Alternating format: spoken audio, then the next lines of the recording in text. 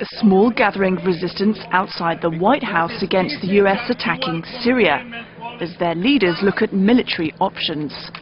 An important ally, the UK, may have voted against intervening in Syria in reaction to the suspected use of chemical weapons.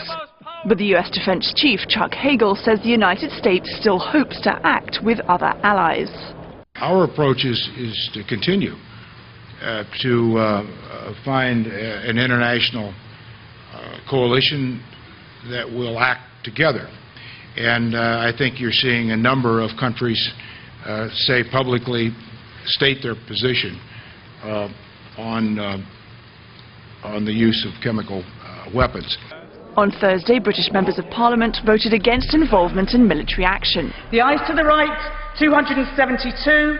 The noes to the left, 285. Among those who voted against the government's proposal were 30 Conservatives, members of Prime Minister David Cameron's own party.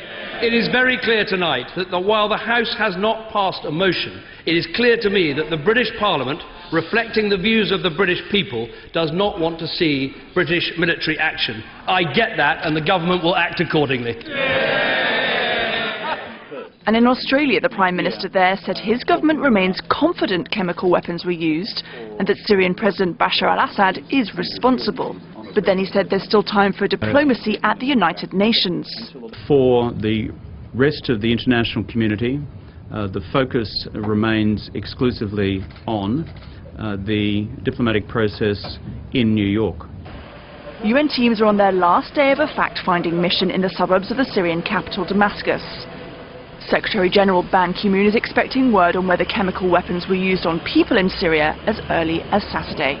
Caroline Malone, Al Jazeera.